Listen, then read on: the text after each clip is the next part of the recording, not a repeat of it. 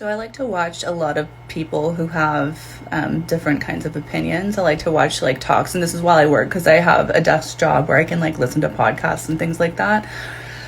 While I work, sometimes I like to listen to people who have opinions who are totally different than mine. Today, I decided to listen to an evolutionary psychologist, and it made me realize that a lot of the things that this person was saying not only are bullshit, but have been totally adopted unquestioningly by like the society at large, thinking that these things are true. One of the main talking points of evolutionary psychology is that everything is about your mate value. And I'm sorry, I can't even take myself seriously when I fucking say that because it's so cringe. But everything is about your mate value because having a mate is how you survive. This is not true. Okay, humans are a social species. We're actually a group species. This is the only foundational thing about all human beings that is true for every single person on the planet. Even if you are a hermit that lives in the fucking woods by yourself, you still need somebody to make you an axe to cut down trees. You cannot thrive alone. You cannot function alone. You cannot live alone as a human and without any connection to other humans. Humans need other people. The way that humans have survived all throughout history is by being in tribes, by being in groups, not by having a romantic monogamous partner. So whenever somebody starts talking about mate value, I know that they're just spewing bullshit that is trying to justify why people today are behaving the way that they're behaving. This is also the foundation of the red pill ideology. It's the foundation of the hypergamy ideology, which is like in women, it's kind of the equal to the red pill movement. If you are into any kind of femininity content, they use this ideology a lot to try to prove their theories about why they need to be the baddest bitch in the room and like compete with all the other bitches and like get the hottest guy and become the most secure. So one, you will never catch in a million fucking years a healthy human being competing for somebody who doesn't fucking want them, period. Two, this is disgusting. It's very dark triad or dark tetrad. I don't even know what they call it these days, but it's narcissistic, antisocial behavior. That's not something that healthy humans do. Healthy humans, when people are healthy, they're coming from a place of love. They're coming from the heart chakra. They're operating from the heart. When somebody is healthy and they're operating from the heart, they do something that is the best for themselves. That's going to amplify the collective. It's really degrading and unnatural for women to be buying into ideologies like this because they're very centered on men and on pleasing men, on doing everything in your life for men, on getting a mate. Where this ideology comes from is actually what's called old world feminine consciousness, when it did depend on your survival, that you got the best mate available and you did want to contort yourself into shapes to get that man and become the person that he wanted you to be.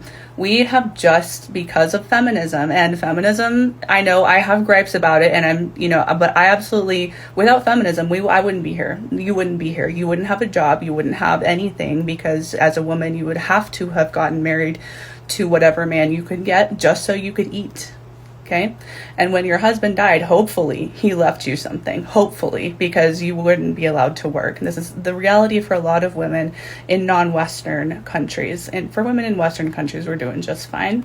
Back in the day, without getting a husband, without getting married, you absolutely did have to compete with other women to survive. It was part of just your survival. And people are so baffled by this. I don't know why, because it seems very obvious to me that a woman's like first concern is going to be her basic foundational safety. And if she can't get that need met, then she's going to, she's going to be in a pretty bad place. She's going to be on the street. So your first concern as a human being, period, is always going to be for your survival. And men have not had to worry about this as much because they were able to work. They're able to, go out and like explore and do things that could get them money, could get them fame, could get them recognition, could get them resources. And women, the only way that we could do that is through men. So of course women are going to backstab. Of course women are going to compete.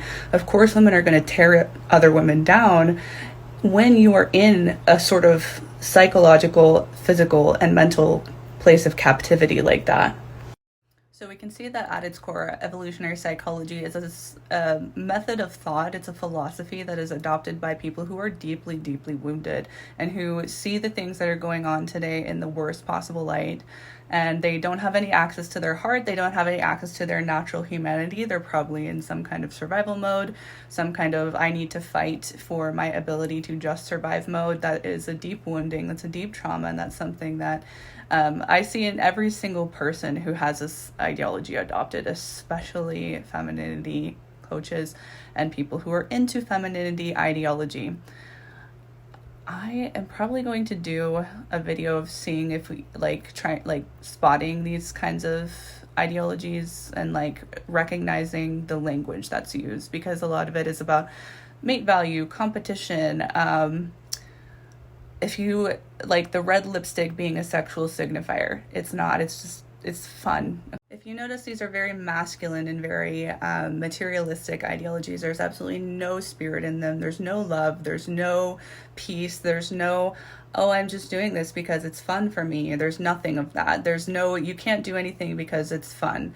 In societies that are very on the end of the spectrum, that is overabundant in the unhealthy dark shadow masculine, you're going to see a lot of, if it's not useful, it's useless energy and that kind of mentality, because there's no room for the feminine, there's no room for beauty, there's no room for anything that's female, even remotely. That's why we're seeing all of this gender talk. This is why women are kind of being pushed out of the picture in every single area of society. It's why this philosophy even exists in the first place, because in this philosophy there is no room for love, there's no room for the heart, there's no room for anything that's soft or feminine, there's no room for actually people do help each other on a regular basis, and competition is not actually something that's super, super normal. And like, even if you just think about it for just a little bit, like, people have always survived better with multiple options. And I'm not saying that people are naturally polyamorous. I'm saying people are naturally tribal.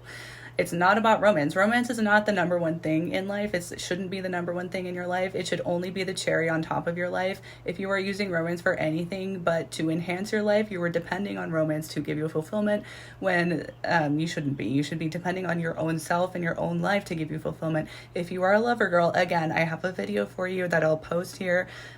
Dedicate your life to art, dedicate your life to beauty, because you will be fulfilled by that. It's not going to be the same as like having a man's arms around you, but if you are settling for a man just because you are desperate, you are going to end up in a really shitty and dangerous, potentially, situation for yourself.